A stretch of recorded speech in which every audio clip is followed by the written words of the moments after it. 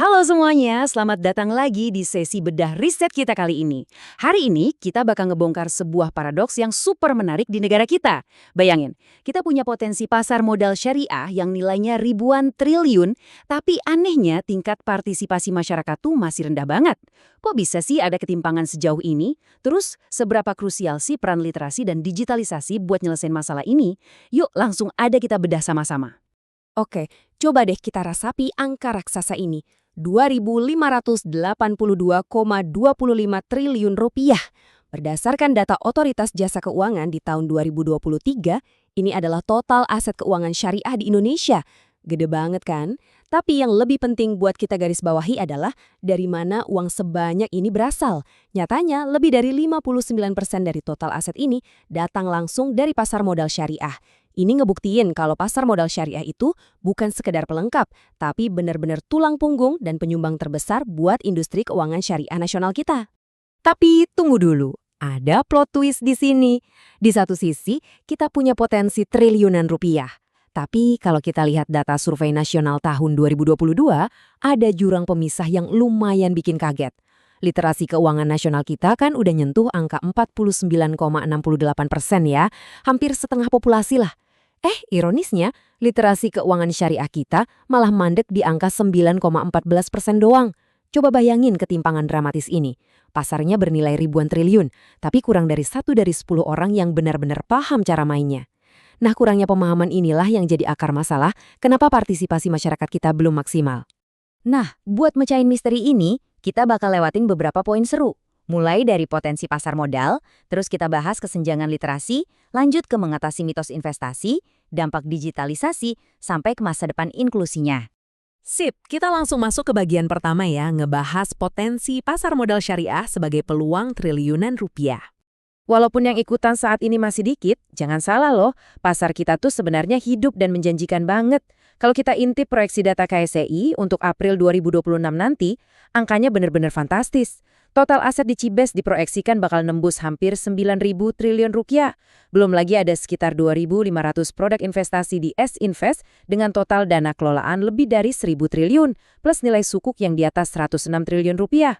Intinya, infrastruktur pasar modal kita tuh udah sangat matang dan siap nawarin ribuan peluang investasi buat kita. Lalu kenapa peminatnya sepi? Kita masuk ke bagian kedua. Kesenjangan literasi keuangan yang ternyata jadi akar masalah utamanya. Poin krusial di sini adalah kita harus paham dulu apa itu literasi keuangan syariah. Ini bukan sekedar tahu cara nyimpen duit di bank loh. Ini tentang modal manusia, kemampuan buat paham konsep kayak inflasi, risiko, atau return investasi. Tapi semuanya dilihat lewat kacamata syariah. Artinya kita tahu gimana mengelola uang supaya nggak nabrak aturan-aturan yang dilarang. Ya logikanya gini aja, tanpa pemahaman dasar ini, orang pasti bakal ragu dan takut buat naruh uang mereka di pasar modal kan? Dan tebak apa yang terjadi? Kurangnya pemahaman tadi langsung nyiptain efek domino yang parah ke inklusi keuangan kita. Inklusi keuangan nasional kita padahal udah keren banget di 85,10%. Hampir semua orang udah punya akses keuangan formal. Tapi inklusi keuangan syariah terperosok di angka 12,12%. Ini benar-benar kayak leher botol yang nyumbat pertumbuhan. Orang mungkin punya rekening konvensional, tapi mereka sama sekali nggak nyentuh instrumen syariah murni. Karena mereka nggak ngerti, nggak paham, ya berujung nggak ikutan. Selain masalah literasi tadi, kita juga nemuin paradoks demografis yang unik banget. Kabar baiknya, 54,63% investor kita itu anak-anak muda di bawah 30 tahun. Keren kan generasi muda yang ngedrive pasar ini?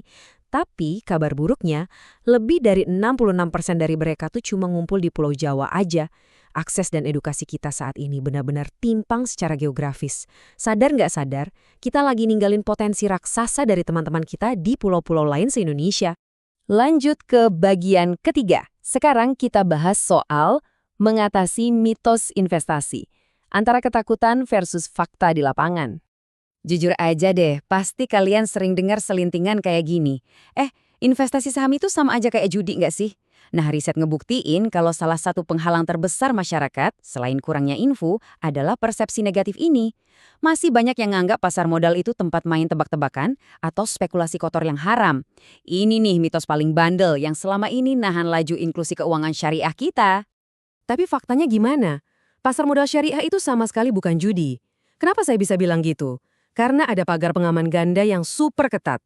Secara legal diawasi langsung sama OJK, dan secara syariat diatur lewat fatwa DSN MUI. Semua instrumen, entah itu saham atau reksadana syariah, wajib hukumnya bebas dari riba atau sistem bunga, bebas dari gharar atau ketidakpastian yang manipulatif, dan jelas bebas dari maisir alias perjudian. Ngerti fakta basic kayak gini aja tuh udah jadi inti dari literasi keuangan syariah yang sesungguhnya. Nah, terus gimana solusinya? Kita masuk ke bagian keempat, dampak positif digitalisasi. Berkat teknologi, semuanya jadi jauh lebih gampang.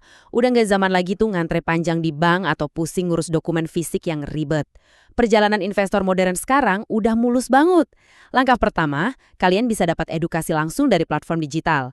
Langkah kedua, buka rekening investasi cuma butuh beberapa kali klik di aplikasi.